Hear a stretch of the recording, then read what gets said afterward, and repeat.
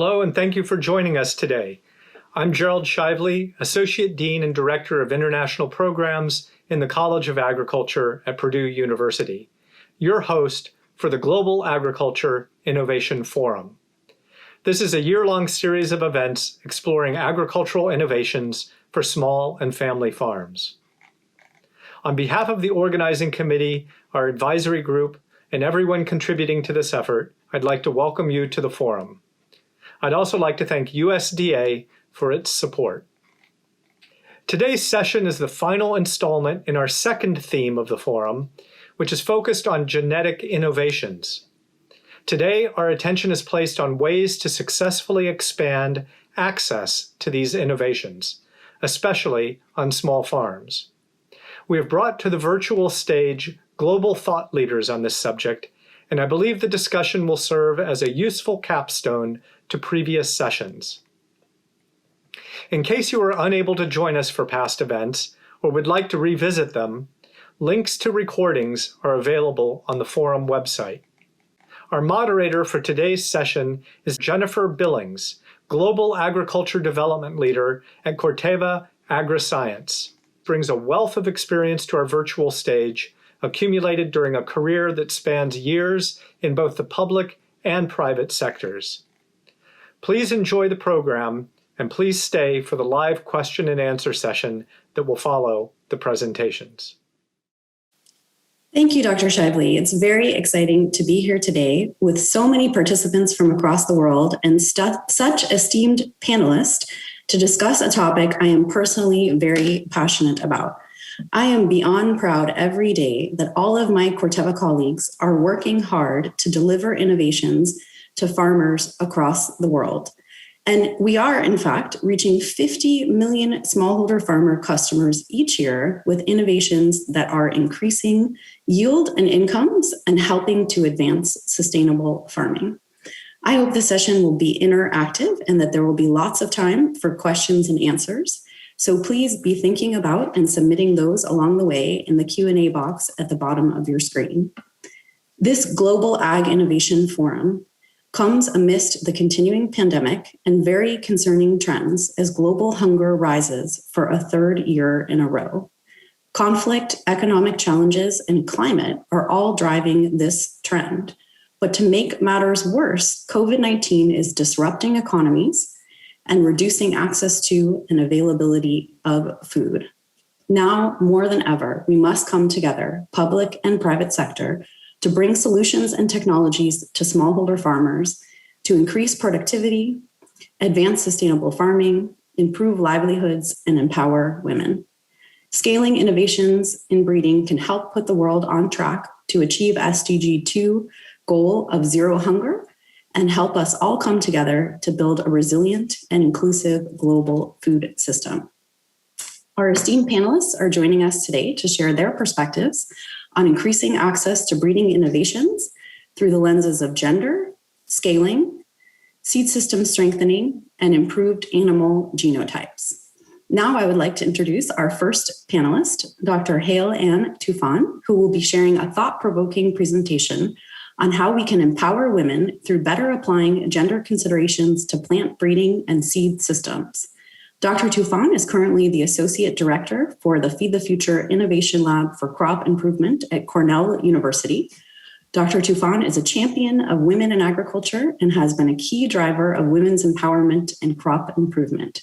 Dr. Tufan, thank you for being here, and we look forward to hearing from you on this very important topic. Hello. Today I have 10 minutes to convince you that gender equality is central to the success of plant breeding. I'm speaking today as someone who bridges disciplines, simultaneously identifying as a plant scientist and a gender scholar. That combination may seem strange and irreconcilable, but I'm hoping you'll leave the presentation today with the ability to appreciate how important this disciplinary olive branch is to achieve our goals of eliminating hunger and building food security for all. I'm going to start this presentation by taking a step back to the Sustainable Development Goals. Gender equality is one of the 17 Sustainable Development Goals, but I would argue that it's in fact critical to achieving all of these goals.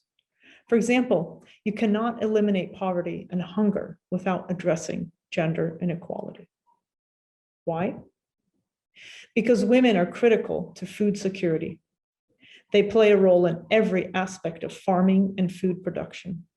They're simply the backbone of rural economies. But women face systematic barriers that render them and their families that they support vulnerable to food insecurity. Women have less access to productive resources, land, finance, credit, extension services, education, technology, and markets. Women and girls eat last and eat least and have lower levels of access to nutrition and healthcare. Focusing on women and girls in development improves health outcomes, increases productivity, supports sustainability, and reduces hunger. It's usually at this point of my talk that someone looks confused and thinks, what does this have to do with plant breeding? The answer? Crash test dummies. Bear with me. Here's a scary fact. National data from 1998 to 2008 show that female drivers are 73% more likely to sustain an injury in a car crash than male drivers, even though they're involved in fewer crashes overall. The culprit? The 50th percentile crash test dummy. This crash test dummy is the standard used in crash simulations and is modeled on the 50th percentile male body from the 1970s. We simply do not know enough about what happens in a crash simulation with a range of genders or body types. This is because innovation is a gendered construct. Gender is integral to and embedded in innovation and technology. Placing gender central to innovation is about asking about how the world we live in is shaped, but also asking by and for whom. It's about power, and it's about agency, representation, and voice. But it's also about good science. Accounting for gender and sex differences in engineering, health, and design has become the gold standard. What about agriculture? A body of literature documents how gender shapes agricultural innovation, from involvement in technology development processes to access to inputs that shape technology adoption. Whether we like it or not, agriculture research is historically a space of widespread marginalization. How are women and their interests and aspirations as farmers, consumers, entrepreneurs, and scientists represented in crop improvement? If we are only taking into account preferences, views, choices, and limitations of male farmers, consumers, entrepreneurs, and scientists, can we confidently say that plant breeding is following best scientific practices? Plant breeding is the genetic improvement of plants for human benefit. That implies that we need to understand those humans and how they benefit from plant breeding products. In other words, how can plant breeding be more about people than plants? Numerous studies present evidence that gender is an important determinant of varietal adoption, trait preferences, roles in production, processing, and marketing, and of course, access to and benefit from breeding products. This is a stylized figure of a breeding cycle, showing that at each and every step, from deciding who your target adopter is, to selecting lines, to on-farm testing, all the way to seed systems, there are gender considerations throughout. Let's start from the first step, product design. What breeding product will we generate? Zooming in on the process for develop a breeding product profile, an essential step is to understand the customer profile, or the social characteristics of potential customers of the developed variety, including gender. This allows the program to really be intentional about targeting and designing for a diverse set of adopters. It allows us to intentionally reach those who've been historically invisible to breeding programs. How do we collect information for customer targeting? For the NextGen Cassava project, we're building a multi-stage research approach that would help inform this customer profile. First, We build sampling frames that take into account gender, geographical location, wealth, sex, ethnicity. And we're working with a diverse and inclusive group of respondents and host farmers. Then we collect open-ended information on traits. In other words, we ask, what do respondents describe as desirable characteristics of a variety? We relate this information afterwards with social variables, education, food security status, to see how each of these individually or together are linked to trait preferences. Lastly, we validate these findings through large-scale on-farm trials using tricot methods.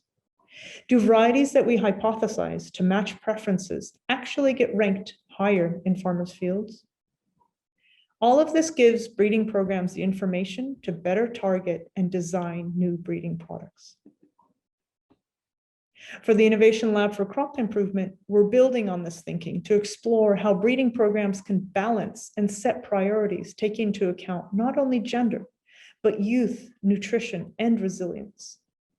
Each of these are very complex topics, and we work with our partner programs to co-create tools and methods to understand and respond to these topics in their breeding programs.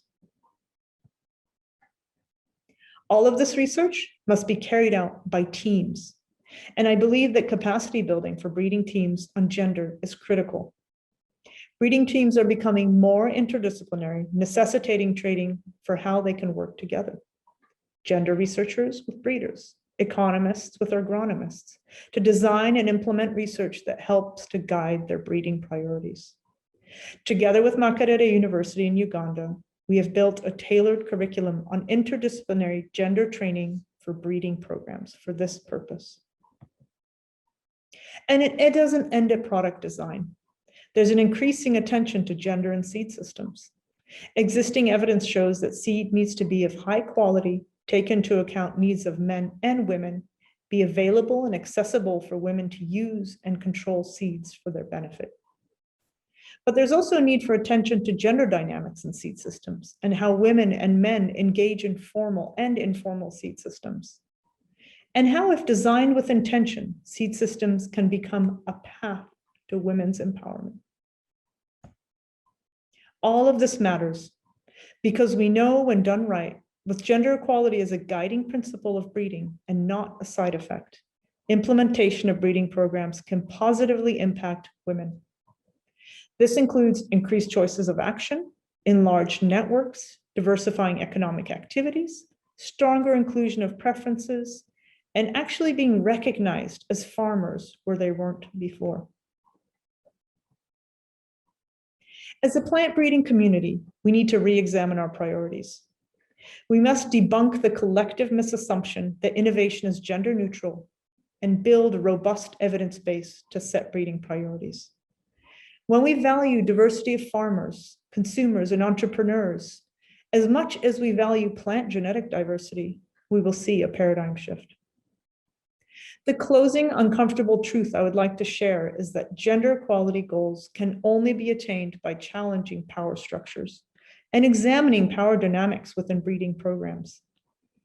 It's time for moving beyond safe discussions around gender equality and time to think about how agricultural research investments can be geared towards long-term positive change in gender norms and power relations. In other words, how can we stop asking how we can integrate gender into breeding goals and start asking how we can integrate breeding into gender equality goals? Thank you for your consideration. Thank you, Dr. Tufan, for that thought-provoking presentation.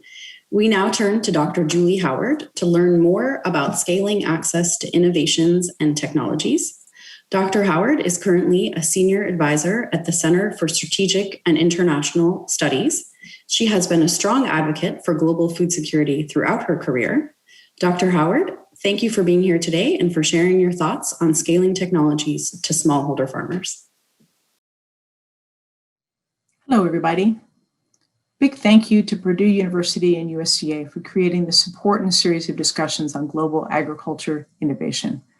It's great to be with you today. I'm going to be talking about scaling access to genetic innovations and related technologies. I'm first going to talk about what scaling is, Be focusing today on food and agriculture systems of low and middle income countries. Secondly, I'll reflect on 8 things I've learned about scaling in the 9 years I've been working on it. And finally, talk about the way forward. So what is scaling? Scaling means expanding, adapting, and sustaining successful interventions in different places and over time to reach a greater number of people. Why is scaling so important? My colleague Larry Cooley, who spoke to an earlier session at the Innovation Forum, estimates that only 1/20th of well-validated innovations ever go to scale, and the successful ones take 15 years. This progress is just too slow and too small to begin to meet the massive challenges we're facing. I first became involved with scaling a decade ago when I was the first chief scientist in USAID's new Bureau for Food Security.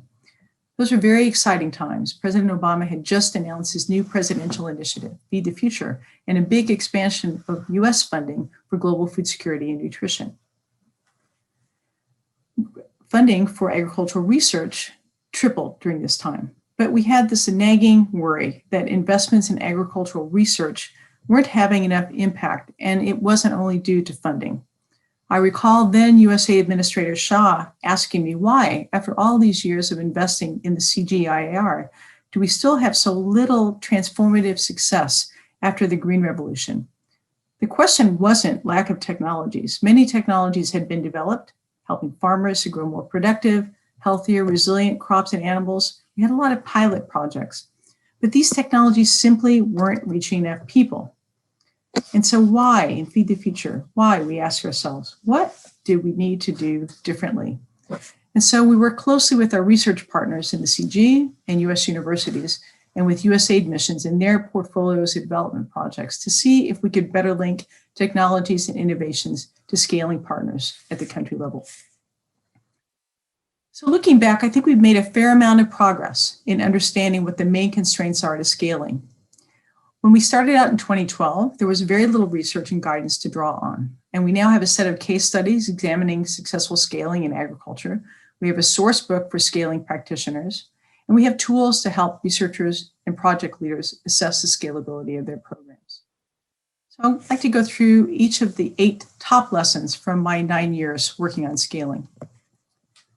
The first lesson, we should focus less on perfecting the technology and focus more on non-technology constraints. This is a picture of Fatou Thiam. She owns a rice company in northern Senegal. And the case of improved rice in northern Senegal is one of the case studies undertaken by USAID. The key lesson there was that scaling often involves a package of innovations.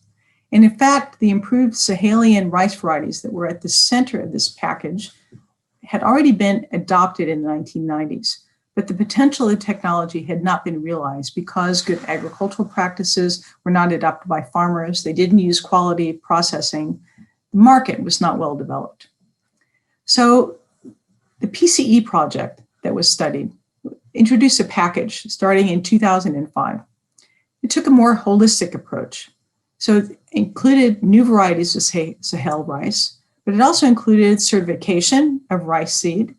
It included good agricultural practice training, it included financial innovations, and importantly, it included improving the capacity of people like Fatou and their access to financial services so that they in turn could offer quality processing services and a market outlet for farmers and also offer a source of quality rice for consumers.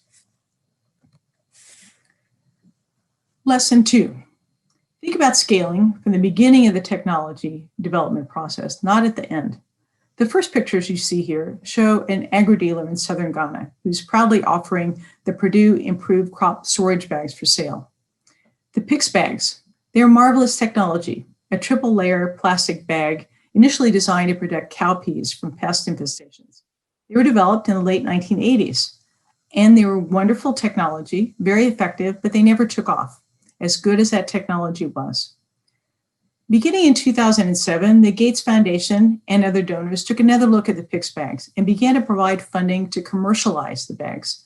So this meant a lot of iterative on-the-ground work with researchers, farmers, and local manufacturers to ensure quality and respond to farmer demand. So the bag design continued to evolve. Farmers wanted to use them for more than just cowpeas, for other crops. And so today, private manufacturers and agri-dealers are developing and selling PICS bags in at least 23 countries in Africa and Asia. Lesson 3. Both government and private sector are uniquely hardwired for scale and should be engaged very early on in the scaling process. Now, projects, of course, themselves are too small to ever be able to deliver goods and services, technologies at population scale. For this, you have to link up to one of two available platforms, government and businesses, or some combination of the two. Government is set up to deliver policies and services at population scale, and businesses are hardwired to seek out and deliver to the largest market possible. So in recent years, we've seen more emphasis on public sector breeders working with private seed companies, and Chike Mba will be discussing that in this session. It's also just helpful to have entrepreneurial energy and zeal to continue innovating the technology and to drive down costs and expand the market, just as we've seen in the case of the PICS bags. The second picture of this slide shows Indonesian children enjoying a school lunch. In Nigeria, the inclusion of orange flesh sweet potato in school lunch programs is another example of how public programs like institutional feeding programs can be used to introduce genetic innovations. In this case, orange flesh sweet potato flour is included in wheat bread and school meals to improve the nutritional status of children and to help Nigeria reduce its wheat imports. Lesson 4, focus on low-hanging fruit. Ask ourselves, is there an existing well-known variety or breed that the innovation can be added into? It's usually unrealistic to think that the entire system can be changed to facilitate the scaling of an innovation. Hadi Buis of Harvest Plus, in his presentation to the Innovation Forum, spoke of the value of adding fluoride to the existing water system to sort of capture this notion of building on the system. Harvest Plus piggybacked on established economically viable pearl millet varieties that were already accepted by farmers and consumers. And these are the ones they chose to fortify with iron and zinc. And similarly, Pam Ronald of UC Davis spoke of their strategy of adding in submergence tolerance gene to rice varieties that were already well established in the market. Lesson 5, multi-stakeholder partnerships. These are the heart of successful, sustainable scaling efforts. Recognizing the different strengths, ways of operating that various partners bring to the table and finding common ground is just fundamental. The PCE Rice Project in Senegal is an example of an intermediary organization that effectively introduced this package of innovations by bringing together many partners across the value chain. It's a lot of work to develop and maintain these partnerships. There's strategic planning and management, there's advocacy, there's marketing, convening, coordinating stakeholders, communications. In private sector and purely commercial models, this coordination function can be funded. It's recouped through earnings, but it's more difficult in mixed public-private partnerships and pro-poor efforts.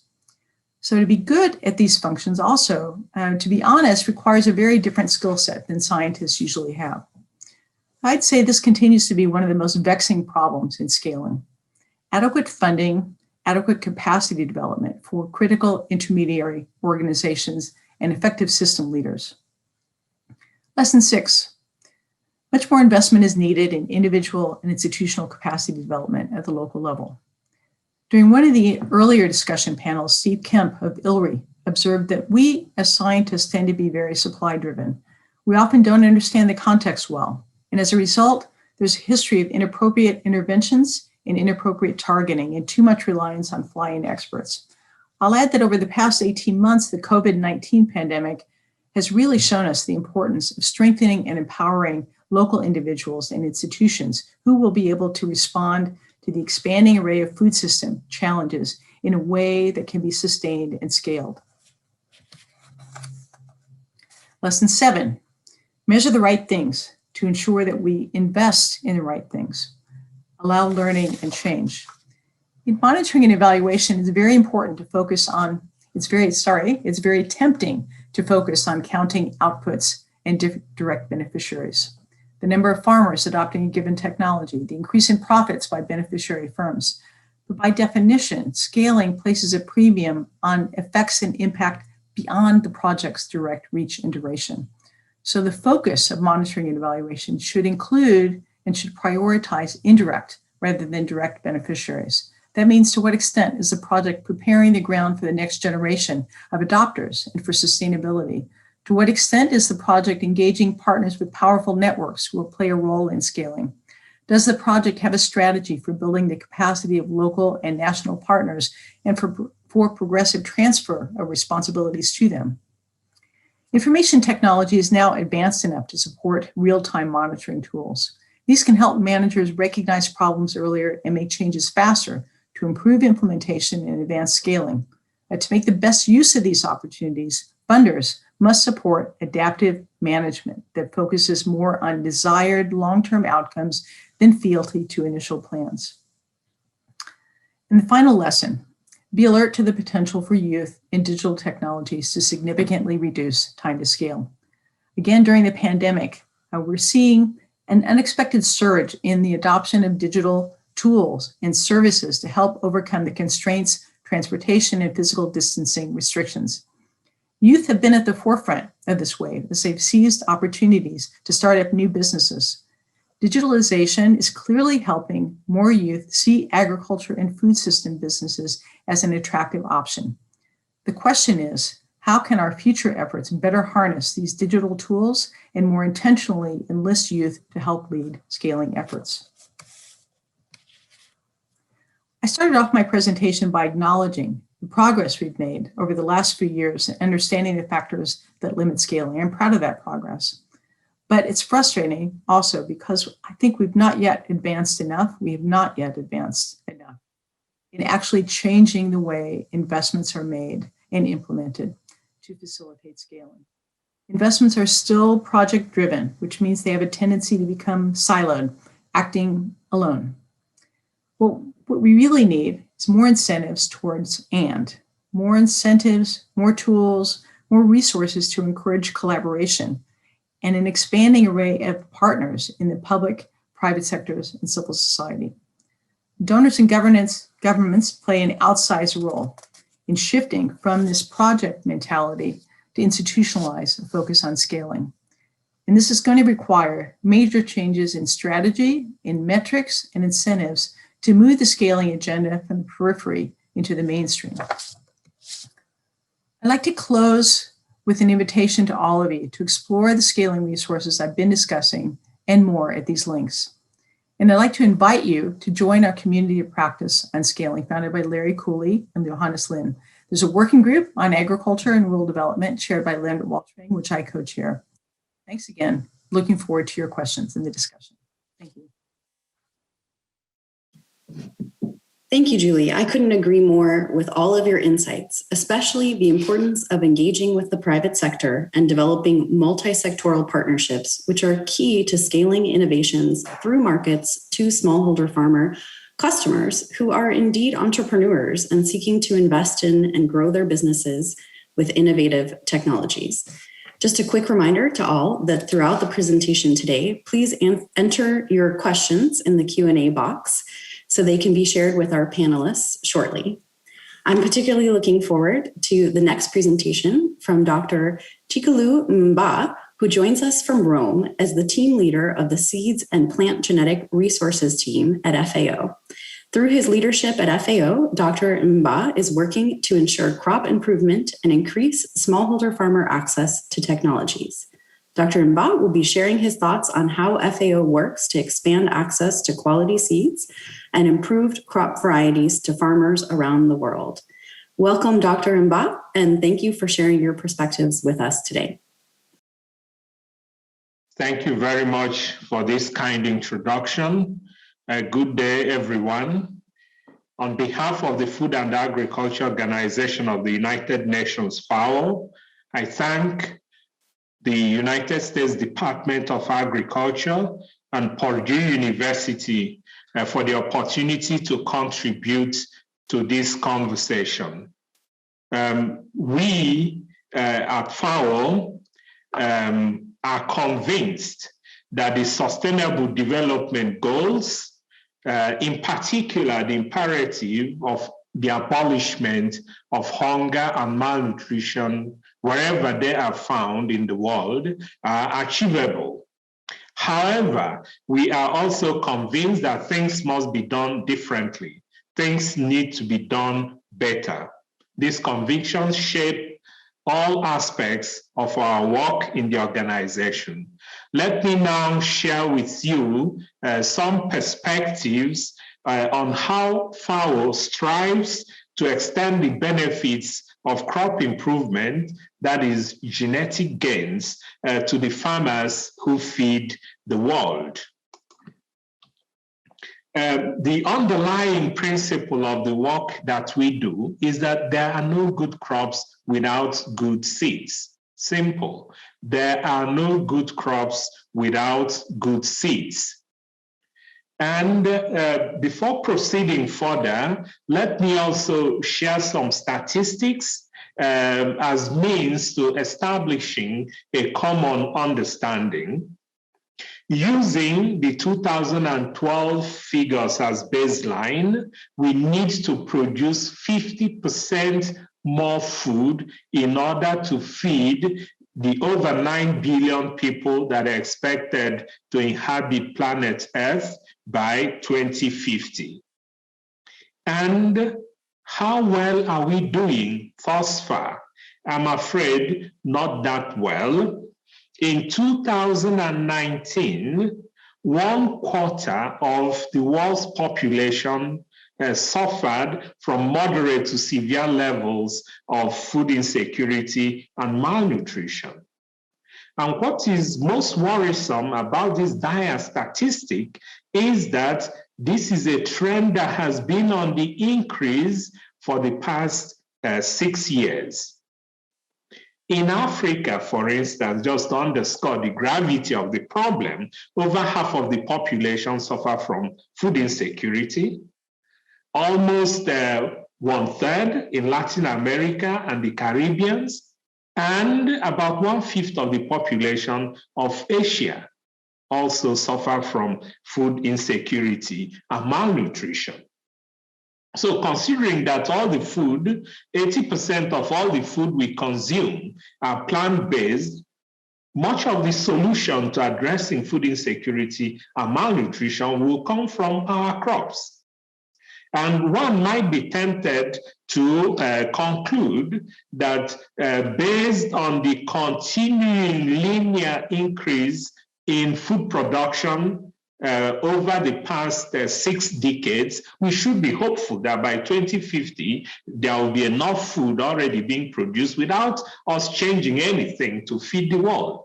However, the evidence does not support this rosy notion. In fact, we need to move food production from this blue trend line to the pink trend line in order to meet the deficit that is we have between what we are producing currently and what will be sufficient for everyone by 2050.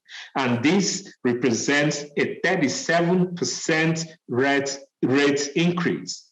And the need is greatest in the developing countries of the world. So this is where we need to produce most of this 50% of more food.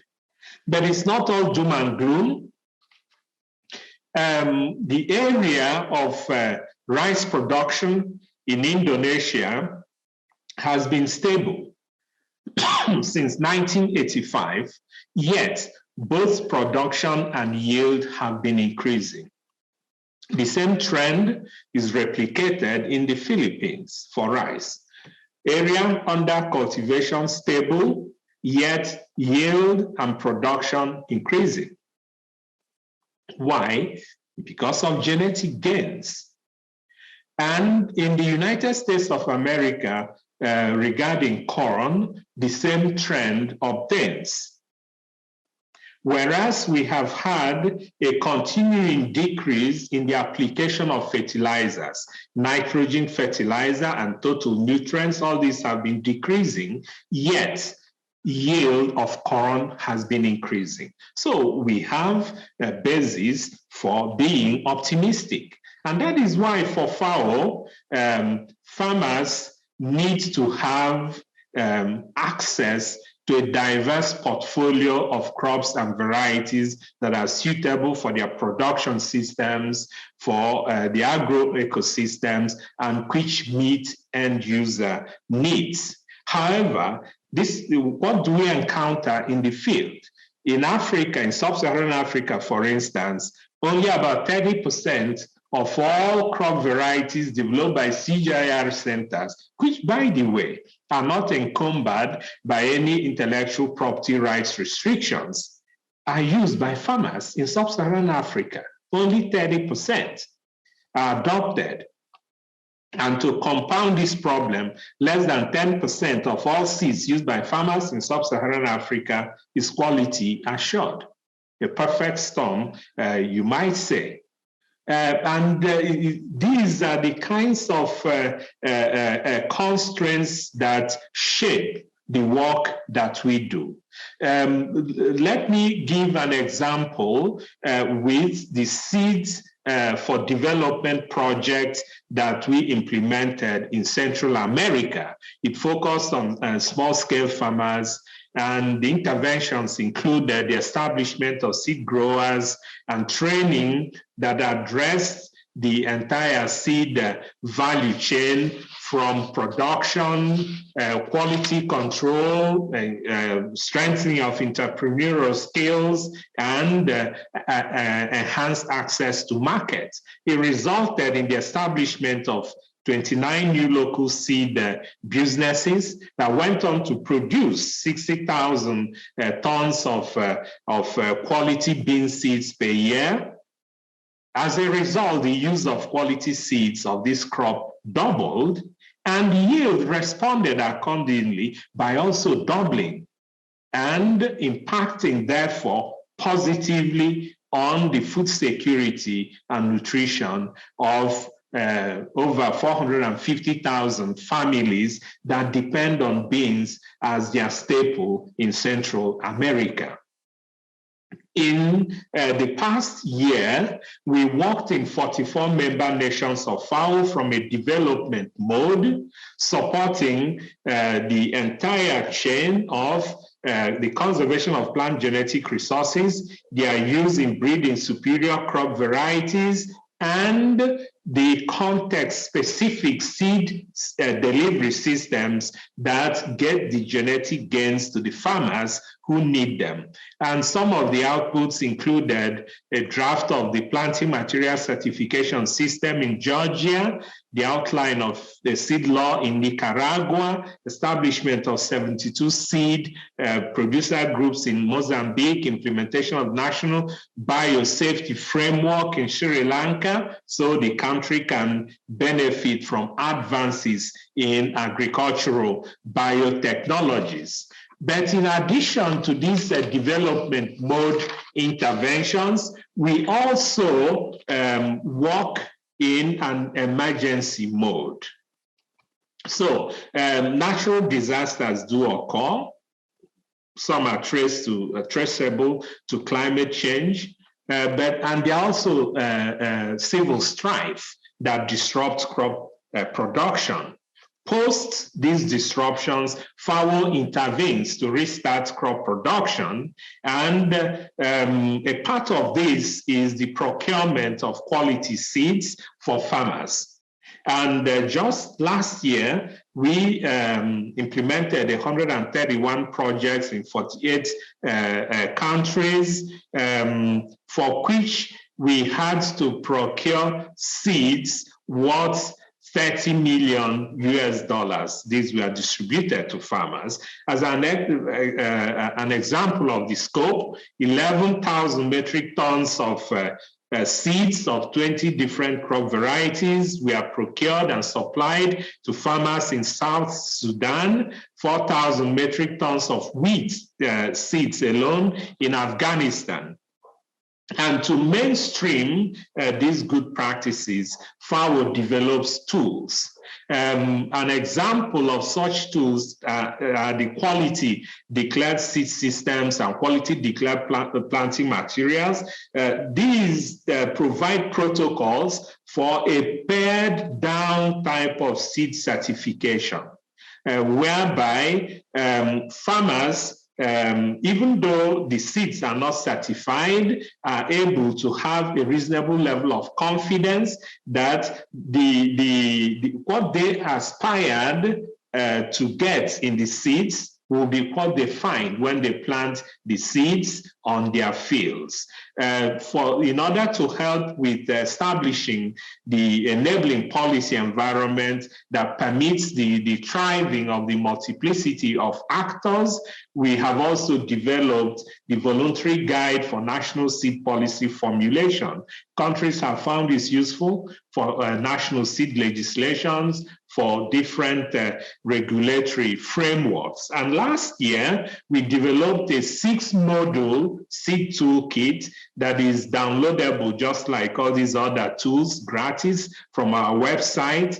The seed toolkit is available in English, French, and Spanish, and covers the full seed value chain from the establishment of enterprises through processing, quality assurance, regulations, marketing, and storage. And there is also an ancillary volume on seed legislations. On behalf of my team at FAO headquarters in Rome and all our colleagues in the different FAO decentralized offices in countries, in sub-regions and the regions, and all collaborators, counterparts, national programs, international programs, I thank you all very much for listening to me. Thank you so much for that enlightening presentation, Dr. Mba. As you know, I am very passionate about the need to increase smallholder farmer productive capacity to improve livelihoods and food security. I know we share that passion, and that came across very well in your presentation. Now we're going to move on to our final panelist, Dr. Victor Olori. Dr. Olori is currently a senior geneticist at Aviagen Global, where he is responsible for the genetic evaluation of global products distributed worldwide. Dr. Olori, thank you for being here today, and we look forward to your presentation on the use of improved animal genotypes. Thank you, Jennifer.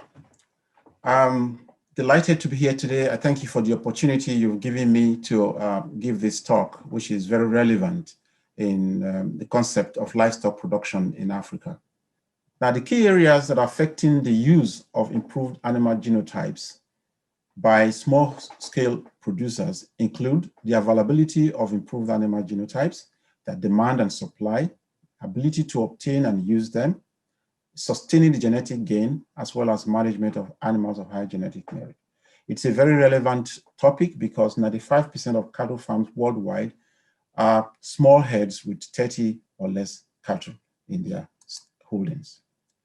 In Africa, there's a big variation in livestock producers. This variation is not just in terms of scale, but in terms of production objective, of course, the scale of production, resource use, as well as the knowledge and skill, which determines how much technology they are able to adopt. In Africa, we have a very high number of animals. For example, it's believed that around 20% of all cattle in the world are in Africa. Many of these are within smallholder herds. And in West Africa, if we restrict to that region alone, there are about 74 million heads, of which 63 are indigenous breeds. In a survey that was conducted recently by the Africa Animal Breeding Network, they recorded well over 60 breeds, respectively, of cattle, sheep, and goats that are being kept by the 92 respondents. And this shows that there's a very high number in terms of cattle that are available. Apart from the variation in livestock breeds, there's also a big variation in the production systems. And the question is, do these different production systems require different improved genetic resources? Or can we develop such resources for all of them? The small number of improved seeds worldwide, if we try to suggest that they should use only this, then there will be a question of replacing the very big variation that they have. And this is not a good idea because we want to maintain genetic diversity. This brings home to roost the discussion that was had recently about, forgotten foods. According to the FAO Convention on Biological Diversity, 75% of the world foods are from only 12 plants and animal species, even though there's so many numerous plants that are edible. So reliance on a small number of genetically uniform high-yielding varieties of plants and animals is going to be problematic, both for conservation of biodiversity as well as for human health. So I believe that smallholders are custodians of biodiversity. We have to find a way to use improved breeds to produce the most animal protein using the most efficient systems possible. But we also need to find a way to help make the effort to improve others to the genetic potential for which they are used to. Now, in terms of supplying animal seed stock to smallholders in particular, there's a big variation in the medium through which these animals can be supplied. This is because of the variation in the biology of the animal, which affects the breeding program structure and hence the dissemination of genetic gain. Now, there's a big variation in terms of, for some breeds, we can only supply live animals. For some, we can supply embryos, either as frozen or fresh, and some we can produce and supply semen, either frozen, sex semen, or fresh semen, depending on the breed. Now, to improve access for smallholders to these genetic resources, it will require interventions in all aspects of the distribution chain. In other words, we also need to improve the infrastructure, just such as cold chain infrastructure required for handling and distributing this animal genetic resource media. Currently, many smallholder farmers get their stock from family or friends or from local markets. There's also others that get breeds or animals from non-governmental organizations. An example is BOTA, which gives a gift of animals to farmers in Africa.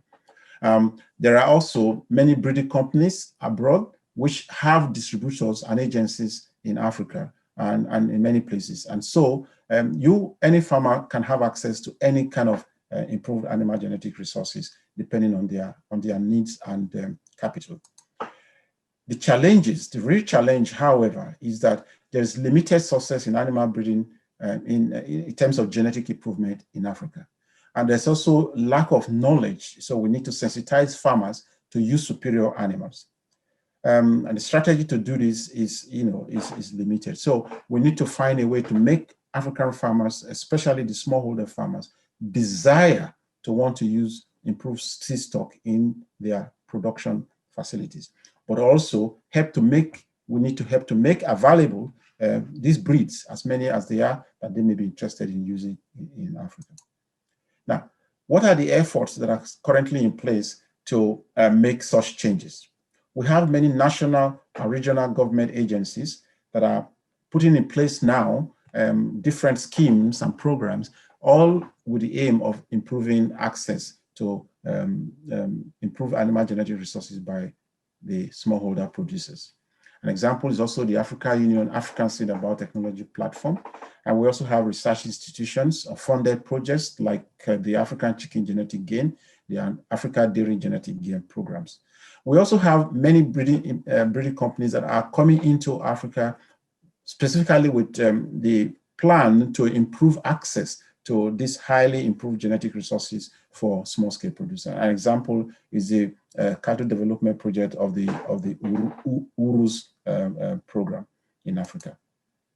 Now, if you ask me what are these model breeding companies doing, I think they are going beyond the supply. It's not just making these things available. Many things done in-house in my own breeding company that I know of is aimed at ensuring that the product that is supplied to these small-scale producers meets their need, helps to lower the environmental footprint, is more resilient for use in that environment, and as such is able to meet at least 5 of the Sustainable Development Goals that have been prioritized by the International Poultry Congress. Of note is the launch recently of the Africa Animal Breeding Network. which is aimed at supporting sustainable improvement of African livestock producers to improve productivity. Now, this I consider as an essential partner for anyone that's interested in making improved livestock resources available to Africa. In other words, AABNet is now planning to work with all stakeholders to ensure that these farmers have access to improved genetic resources. And they have 4 objectives in doing this: multi-country genetic evaluation, which they have proven is possible, professional development, so the training, which is required for both personnel as well as the farmers, the advocacy and awareness of business development, because we know there is need for investment to have access, to have access to these improved animal genetic resources require investment. And then there's also the need for collaboration. So the AABNet is hoping to be the medium through which all of these resources can be achieved. Now, thank you for the opportunity, and I hope we'll be able to discuss more. Thank you so much, Dr. Olori. You and all the panelists have shared so many important insights and perspectives. Now we will have the opportunity to hear from our panelists to hear from our participants and answer some of their great questions. As a reminder, please enter your questions in the Q&A box at the bottom of your screen. Dr. Howard, the first question is for you. How can we better incorporate scaling into development projects? Wow, that's a big question. Thanks for that, Jennifer. Nice to see you again. So there's a vast literature emerging, and I would recommend that the listeners sort of check into some of the articles in the Scaling Sourcebook that I mentioned and on the in my presentation. But I think it's most of all, it's kind of a mindset, yeah. It's a shift away from the project mindset. Yeah. So, why is that important? I think, certainly, I in school, in graduate school, was always taught, development project, things have a beginning, things have a middle, things have an end. And then you look for, what's success? Success is, did I achieve a perfect technology? Did I reach the intended number of beneficiaries? But, in that project mentality, we kind of fail to look for then what's next, right? So the incentives, for someone who's implementing a development project, the incentives are, okay, I did my job and now I get another project. We never sort of get to the point of, well, what is the takeoff point? What is at what point am I beginning to connect with other people outside of my project area? At what point am I beginning to sort of tip over and see the more of a viral spread of the technology? So we haven't done a good job so far of really starting to think back, of these huge problems that are articulated, the challenges in the SDGs, and sort of working backwards, to say for those outcomes, for this dramatic expansion of agricultural production, to some of the issues that Hale talked about, incorporating women, incorporating youth. What are the series of steps that we have to take that are going to affect population at scale, not just the tiny little population in my project? So really just a shift in mentality, outcome focused rather than project focused. Thank you, Julie, and good to see you as well. Dr. Mba, the next question is for you. One of our participants is asking, what is the current or potential impact of biotechnology and genetic engineering in gender scalability and access to seeds and innovation? How does gene editing fit into this question? Can you please share your thoughts on this important topic? Thank you very much, Jennifer, for the opportunity to speak to this question and also for your earlier kind words. At FAO, we engage with our members from the conviction that biotechnologies including genetic engineering, and by extension, their product, genetically modified organisms or living modified organisms, can, in some situations, contribute to the task of the abolishment of hunger and malnutrition. However, FAO is also mindful of some concerns in some quarters as to the safety of some of these technologies, especially the ones that are not fully proven, I mean, with regard to context. So we intervene from the mindset of the need for a case-by-case evaluation of all technologies, not just biotechnologies, in order to determine their fitness for purpose. And having said that, for genetically modified organisms as food, thankfully, there is a global framework for ensuring the safe use of these technologies and their products, and that is the Cartagena Protocol on Biosafety to the Convention on Biological Diversity. For those also who are concerned about the food safety aspects, whether they will cause allergies or some other problems, FAO also partnered with the World Health Organization to develop a protocol for the risk assessment of foods produced with modern biotechnologies. The same reasoning, FAO is approaching the same,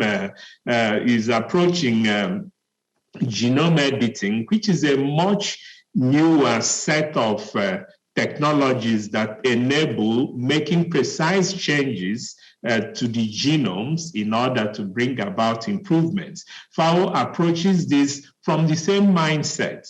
However, we are also now concerned at FAO that there is a seeming chasm between the countries that have a favorable disposition to genome editing and the countries that have that either have a less favorable disposition to it or outrightly ban the use of genome editing. So when I spoke, I pointed out that we are mostly concerned about the poorer countries of the world, where hunger and malnutrition continue to prevail. And what we would want to see is a situation that we can, that the international community can come together in order to have a consensus on how we can use the genome editing tools that are supposedly powerful, cheap to use, and have been demonstrated, have their proofs of concept already demonstrated. Both Julie and Hale already spoke to the gendered nature of crop improvement. Where I come from, for instance, in southeastern Nigeria, you wouldn't find a man growing leafy vegetables in his farm or even in his homestead. This will be grown by women.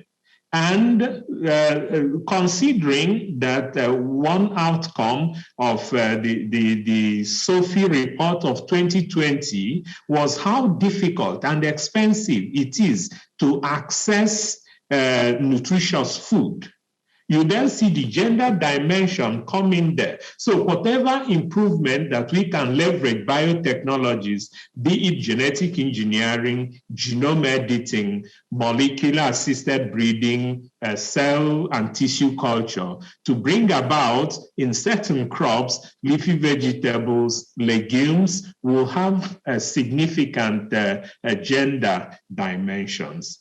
Thank you very much. I'll leave it at that for now. Thank you, Dr. Mba, and wonderful to see you here today. Dr. Tufan, maybe you can expand a bit on the gender aspect of the last question. And also this next question is for you as well. Many developing countries have a high proportion of youth who are often marginalized in employment and access to innovations. To what extent do the issues with inclusion of women also apply to youth? Thank you, Jennifer, and thank you for the questions. I think Dr. Mbah answered it quite well. So thank you for the segue into the gender component, let's say. So I was thinking about this in terms of the way I look at it is a technology is a technology. So whether that be an improved variety, whether it be a genetically improved variety, at the end of the day, if the system of design and dissemination, the two ends of it, when you're thinking of the design of that technology and you're thinking of disseminating it, those are usually the entry points where inequity comes into play. You know, how are you conceptualizing a technology and how are you actually getting it to the people who are going to use it? So I think I look at it that way and thinking there could be entry points. And I will say that there's not enough studies in this space. I was thinking about that recently, actually, in terms of real large scale targeted studies looking at women who may be, you know, growing or interacting with some of these crops that have been released. And I think that's really exciting space because we're making a lot of assumptions that productivity necessarily equals good outcomes for everyone. And we see that does not play out, especially for women, right? You know, higher productivity at the household level does not necessarily lift everyone up. So we need to be very careful in unpacking that a little bit and looking at these systems as we're releasing some of these innovations to say, how are they benefiting everyone? So in terms of that particular example, I would say we have to look at social heterogeneity, you know, which women are growing. They may be active in different nodes of the value chain. There may be opportunities for women to become seed producers or growers or multipliers, which could be really exciting. But they may also have difficulty accessing improved seed. We know that's historically a big issue, that women are more active in informal seed systems and they don't have the same social networks or mobility or ability to engage with formal seed systems to be able to buy some of these improved seeds. So it's a balance. So I would say it's hard to generalize, but just to say it's contextually bound, we need to be very careful and very intentional about looking at, again, case by case, but putting the time and effort and thought into finding out. I think that's the key.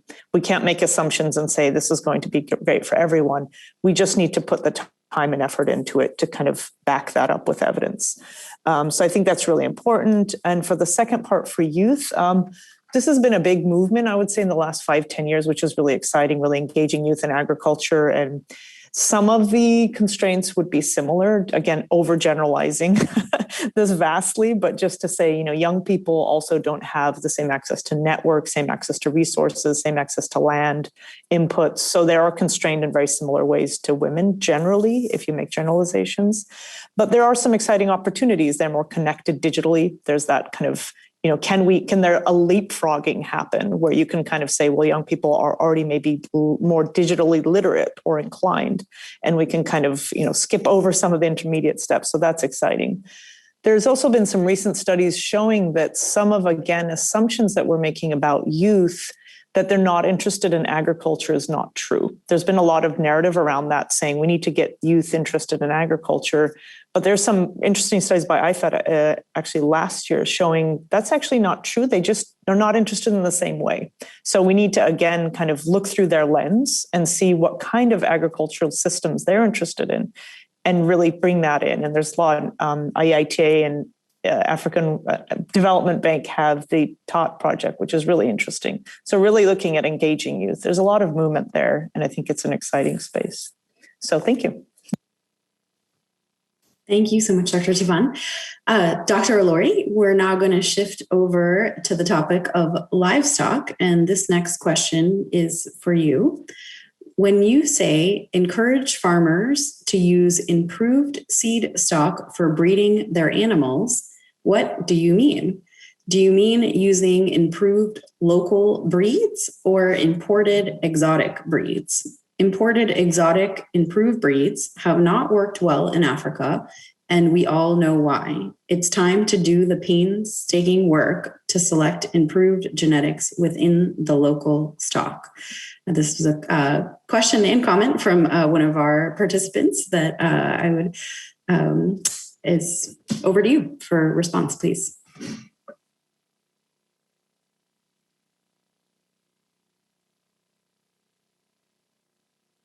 unmute. I'm sorry, can you hear me now? Yes. Oh, great. Thank you, Jennifer. And I thank whoever asked that question because it's a very relevant question. And I think what the point I made is related to both improved local breeds as well as imported exotic breeds. The reason why I say this is even if you have improved local breeds, the process of genetic improvement is a very expensive business. Let's not kid ourselves.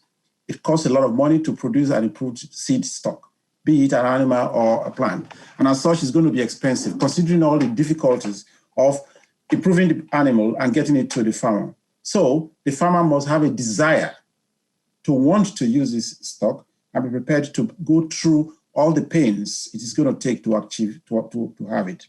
Now, having said that, I do understand where the question is coming from. And that's what I said in my presentation, that the livestock breeds that are raised by a majority of the farmers in Africa or by small-scale farmers in Africa have not been improved by anyone. So there's a lot of improvement in cattle, breeds, but these are not the same breeds that the people are using locally. So for them to change to use those improved breeds often relates to replacement, which always scares a lot of people, okay? So we don't want to replace all the indigenous breeds in Africa with exotic ones. But that does not mean that if the farmer does not have a desire to use them, then you supply it to them, they will not. So there has to be a sense in the producer to want to change to something better. Even if you, for example, there's been an Ndama cattle improvement program in Gambia, for example. Now, how many Nigerian cattle rearers rearing the white Fulani cattle, which is the predominant cattle in Nigeria, will be willing to replace their stock with the Ndama cattle, which is trypanosome tolerant, if those farmers are in the southern part of the country where there's trypanosomiasis. So that hunger has to be created in them. And that is what I mean by sensitizing the farmers to want to be willing to make a change for the better to use the breed stock. Otherwise, people will not be encouraged to invest in animal genetic improvement. Also, I must say that there are many breeds, many livestock species that can be improved overseas and can be used in Africa. I mean, poultry is a very good example of stock that has been improved in many countries and they can be reared in Africa. There's nothing, it depends on the breeding program. In my breeding program, we take, climatic differences into consideration when we are breeding. Even though we are located somewhere in Scotland, we create that environment that is hot and humid and test animals in that environment. So that when those birds get to be used in a hot and humid condition, they are already used to it and they are good. It's only the ones that will be able to survive and produce in those environments that we select. So it depends on the breed objective of the breeding program. Whoever is doing the genetic improvement, if they have to have an idea of where are these animals going to be used, and then that will help them in developing the breeds that will be useful in those environments. So my short answer is we need to sensitize our farmers. For example, we need to encourage those farmers to retain in their farms animals that are more productive rather than sell them, which leads to negative selection. Okay, so this is one of the big problems why even in the olden days when they introduced the cock replacement program and you bring in a highly improved genetic gain bird to the farmers, they use it to produce animals and of course they grow faster, so they sell the ones that grow faster, so you lose the genetic gain. You have to be able to conserve the genetic gain you have in your farm. So there is a lot to do to sensitize the farmers to have a hunger for improved animal genetics, to be able to conserve the genetic gain they have in their flock so that it can have a multiplicative effect, and then to be able to offload, to know how to offload the results that they get from this. That's what I meant by my point. Thank you so much, Dr. Aloy. So Julie, we have another question for you. Switching over towards the digital theme of what is needed to further implement digital innovations that target youth. Wow. Okay, that's another great question. And it's been so exciting to see in the response to the COVID-19 pandemic, really the utilization of digital technologies picking up. So, and we're seeing that in a number of areas. We're seeing it take off in extension, in farmers' access to weather information, but also to crop information. We're seeing increased access to insurance products. I think ILRI and partners have been working for the International Livestock Research Institute and partners have been working on weather index insurance. So what needs to be done to expand youth access? It's very interesting. I worked on a project in Nigeria a few years ago where we were addressing just this question. Yeah, how could we design a project with scaling in mind, of course, at first, but a project that would focus on connecting youth through digital technologies.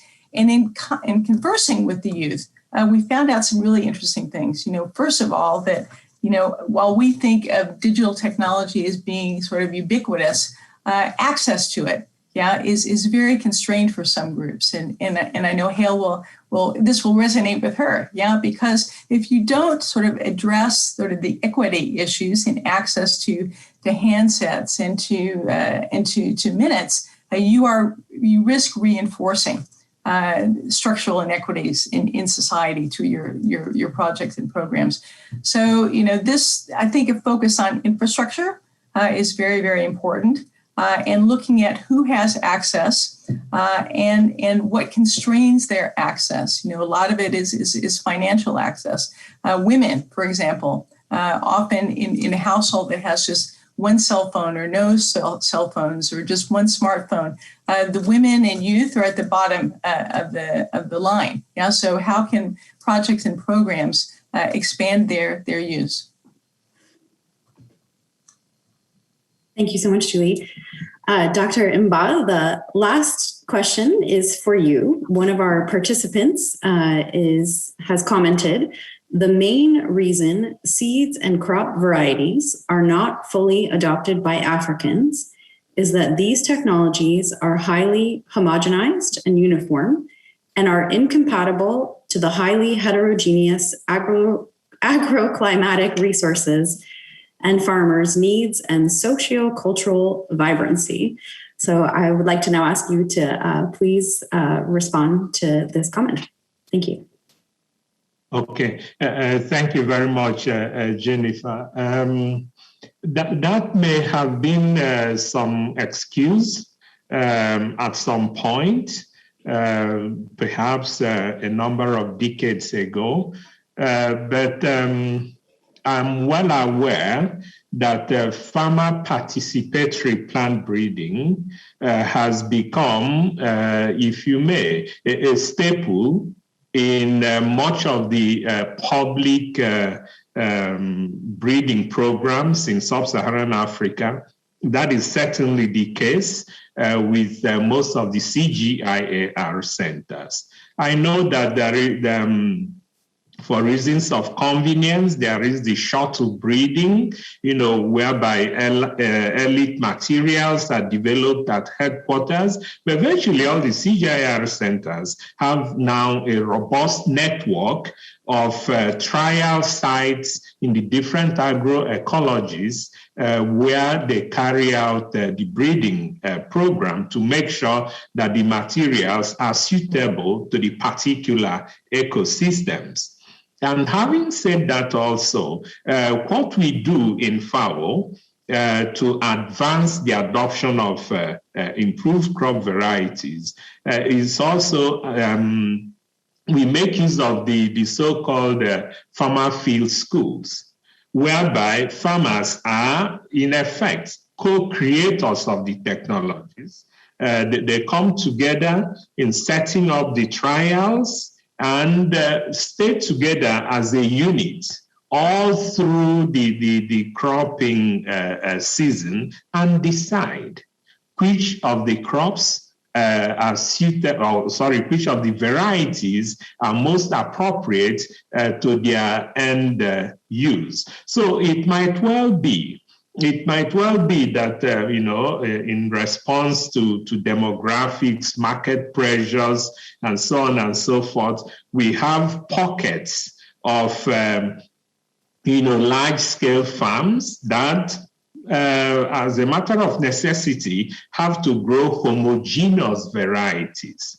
But this is not necessarily the case with the millions of family farmers for whom FAO and other for public goods research and development endeavors work. The reasons for the low adoption of technologies are complex, they are nuanced, they are context specific, and there is always this risk with overgeneralization. But I have seen in the presentations thus far some of the ways that we can break down these constraints. One that has been mentioned severally is the issue of partnerships. Who are the actors that need to be at the table in taking these decisions? The governments have a role. The private sector has a role, but then that means there needs to be the enabling environment. There needs to be the enabling environment that makes it meaningful for the private sector to come in. And that when we say private sector, I'm not necessarily talking of the likes of your organization, Jennifer. I'm talking about the small scale seed producers, women and youths that sell seeds in small sachets. So, Victor also used the term that I like. He said, create the hunger. So I think a challenge that we all have is how do we create the hunger for technologies, for farmers, especially in sub-Saharan Africa, in Central America, in South Asia. It's not only quality seeds of improved crop varieties that suffer from low adoption rate. Virtually all the other good agricultural practices, sustainable mechanization, irrigation, integrated pest management. It's not as if any of these other technologies that are proven to change the outcome of any farming enterprise. It's not as if they are adopted to the exclusion of quality seeds of improved crop varieties. Thank you very much. Thank you so much, Dr. Mbah. And I'll just add here that Corteva has amazing research and development capabilities across the continent of Africa. And we have researched locally and developed incredible varieties that perform very, very well in local climates. I've seen firsthand myself in Tanzania and Zambia, our varieties tripling the productivity of smallholder farmers and also being very climate adaptive, such as seeds that are drought tolerant or heat tolerant, so hybrid seeds. So I think, seeds are so at the foundation and such an important component of increasing the productivity of smallholder farmers.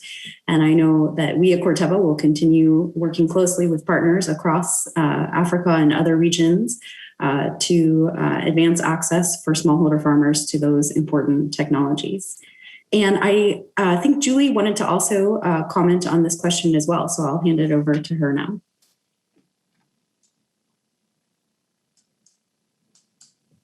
Right. Yes, thanks very much. I'll be quick. So I think it's a very interesting observation, and I just wanted to say a couple of things about that. I agree totally with Dr. Mbah's comments. I think, I'm dating myself, but when I came into agricultural development in the early 80s, farming systems research, was a thing. Yeah. And farming systems research that really prioritized direct engagement with farmers to understand not only the agronomic needs, not only the genetic needs, but also sort of the socio-cultural context into which innovations might be adopted and what are constraints. It seems like we've moved very far away from that, in the intervening decades. And I'm beginning to see, a trend moving back towards putting more priority on engaging the community and engaging with farmers, and especially engaging with marginalized groups, gender and youth, to more completely understand, what are the needs, and to test with and to co-create with, as Dr. Mbah said, and not just, sit in your laboratory and your research field station and design what you think will work, So I think the question is then how do we get more incentives and more priority put to that? Because I remember when I started working in the field in Somalia, actually, I was surprised that I had trouble getting researchers to go out into the field with me and do farming systems trials because they said, I'll never get a research publication out of this. So, and that's very telling. I've never forgotten that. Yeah. Why? How did our priorities, our reward systems get so skewed to publications that we started to devalue the participation of farmers and community members in the design of research products? So that's one thing. So I think we're starting to get back to that. The other thing, Jennifer, I just wanted to comment quickly on the genetic modification question. It remains amazing to me, that we accept all kinds of biotechnology in our medical products, which are injected directly into our bloodstreams. And we don't question that. And yet we have so much discussion and controversy over the use of biotechnology in agriculture. So I just want to put that out, that we would not have our COVID-19 vaccines if it were not for biotechnology in medicine. In the question of scaling, scaling successfully, and trying to meet a lot of what's being thrown at us through climate change, increasing pests, diseases, floods, droughts, all of that. We're going to need all of the arrows in our quiver to deal with those. And I think, the previous sessions in this series have really shown us a lot about the versatility, the innovation, the creativity of, for example, the Harvest Plus folks, right? In using genetic markers, Pam Ronald at UC Davis, using genetic markers, molecular markers to target genes within rice, to target the genes and very strategically insert them. So I'm an agricultural economist, and this is a better question for breeders, obviously. But I just think, if we really want to adopt design technologies that are adapted to specific needs, we're going to need to be more open about using different kinds of biotechnology. Thank you. Thank you so much, Julie. And Dr. Tufan, I see that you have your hand raised, so please go ahead. I just want to very much emphasize what Dr. Howard just said. I think it's really interesting to see the arc of also participatory research, which has followed the same thing, right? There was a heyday in the 90s, and then it kind of became too expensive, quote unquote. Everybody abandoned ship. But I really think it is having a comeback, because this narrative around it's too expensive. You hear that a lot in the 2000s.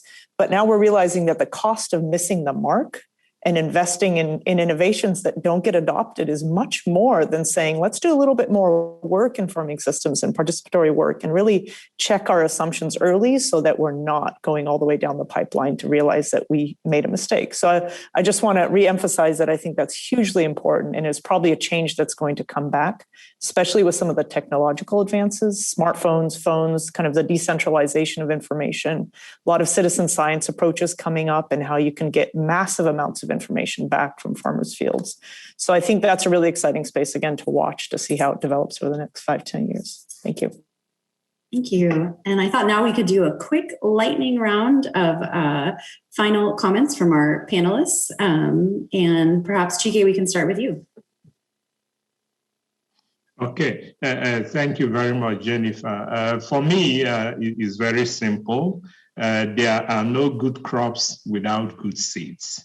So irrespective of whatever intervention that we want to have, we need to make sure that farmers have access to the quality seeds and planting materials of those crop varieties that are nutritious, that are adapted to their particular production systems and meet end user needs, and leave some money in the pockets of the households. Thank you. Thank you, Chike. Julie?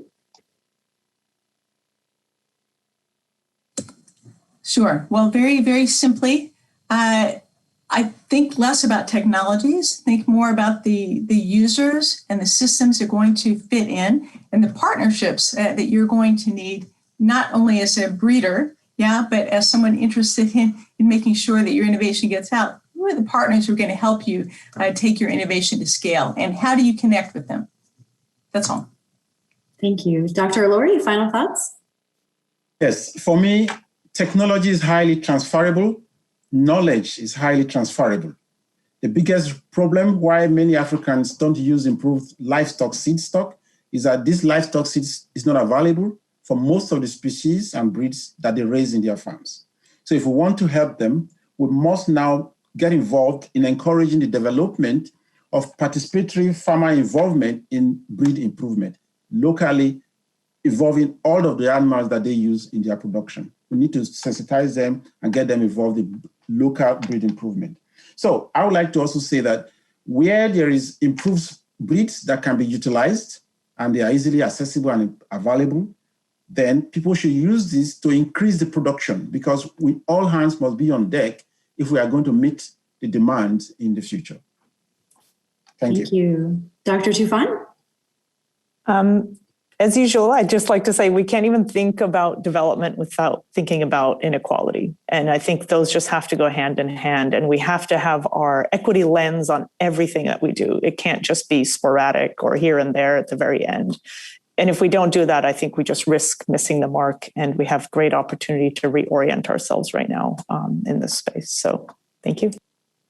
Thank you. And thank you all so much to our participants for joining us from across the world for this important thought leadership session organized by Purdue and sponsored by USDA, which has highlighted that access to innovations, especially for smallholder farmers, is critical to drive progress on the Sustainable Development Goals and improve global food security. Thank you as well to all of you for everything that you are individually doing to advance access to innovations for smallholder farmers. Please join us for the next set of sessions focused on innovations in post-harvest management, which will commence on July 13th. Thank you.